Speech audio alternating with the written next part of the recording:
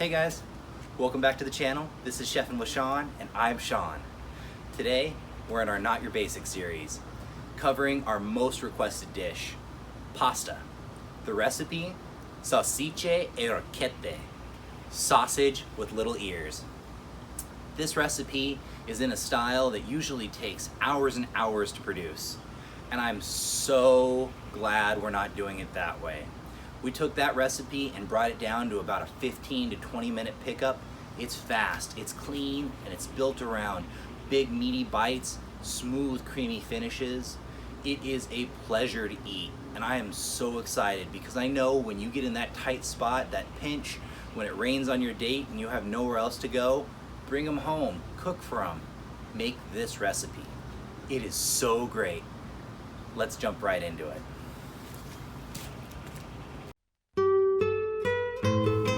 For today's recipe, you will need 1.5 cups of dried rocchette, half of a red bell pepper,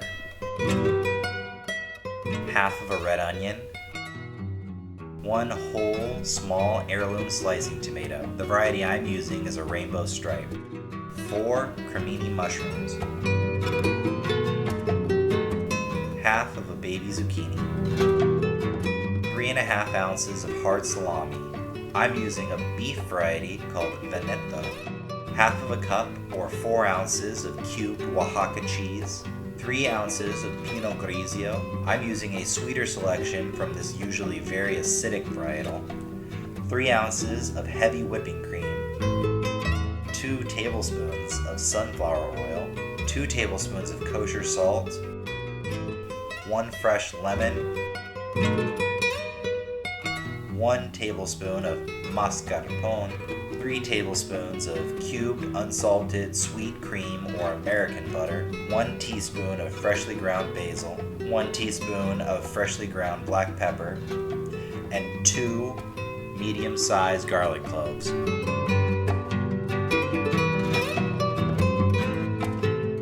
In a medium saucepan filled with boiling water, add 5 out of 6 teaspoons of our salt and all the sunflower oil.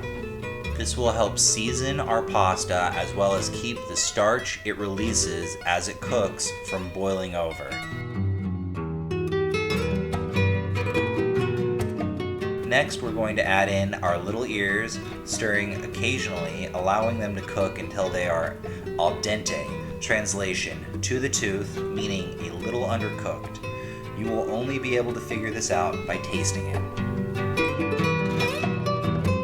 Once you have determined your pasta is at the appropriate level of doneness, quickly pour it into a colander strategically set up in your sink and immediately shock it, stopping the cooking process by pouring cold water over it until it reaches room temperature. If you did this part right, the pasta will still be a little rubbery and undercooked. Our pickup starts by adding about a tablespoon of our butter to a hot sauté pan on medium heat. Then add all of our onions, now neatly diced. The point of adding the onions this early is that they will end up sweating or melting away, creating the base of our sauce or primitive ragu. Next, our salami, left in a large, chunky dice. Because this is a hard salami, you shouldn't expect it to melt away or incorporate. Matter of fact, this is the reason we are using a hard salami. We are adding it to our pan in this early stage so that it can get crispy and caramelized, helping to build the layers of flavor and texture. At this point, I am turning the temperature up because as we add more ingredients, they will gradually start to suck the heat out of our cooking vessel, slowing down the cooking process. Once the onions and salami start to caramelize, it's time to add our red bell pepper, now small diced, the basil, black pepper, and the minced zest of half of a lemon.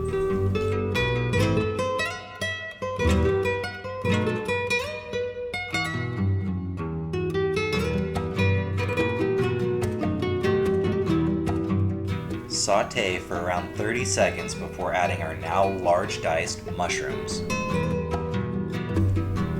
Sauté for around a minute before adding in the garlic. cut into thicker slices so that it won't melt into the background as quickly as some of our other vegetables. Then the tomato, left in a large dice. As we cook down our vegetables in the base for our sauce, it's important to make sure to pause every once in a while. Too much stirring will actually draw the heat out of the pan, slowing down our cooking process. Just as everything starts to become translucent, it's time to add in our wine. Reduce by 1/3, then squeeze in half a lemon's worth of juice. This is a technique known as deglazing, which removes the little bits of food stuck to the pan, called fond, but also gives a place for the cooked down vegetables to gently melt into. Once it reduces by 1/3, it's time to take our sauce up to the next level, using a basic technique known as mounting. Adding our mascarpone and cream, then vigorously stirring, helping to emulsify our sauce while simultaneously giving it a richer, creamier texture, flavor, and a glossy appearance. Salt to taste, using some of our remaining kosher salt. Time for our pasta, which, because we undercooked it, should absorb most of our sauce as it finishes cooking. Lastly, our zucchini and Oaxaca, so the zucchini will remain as crisp as possible, also so our cheese stays vibrant and distinctive apart from our sauce, leaving you with a beautiful little cheese pull strands. Finally, a last little bit of butter to rejuvenate our sauce before we kick off the heat.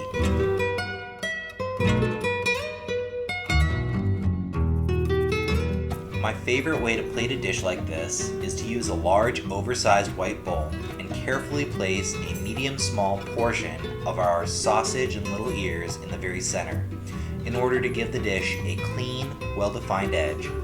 If you have the time to be a little fancy, it never hurts to garnish with a little bit of fresh herbs. I'm using a few basil tops or the smallest little leaves found in one of those 8-ounce fresh packs of basil you can find in the produce section of any major grocery store.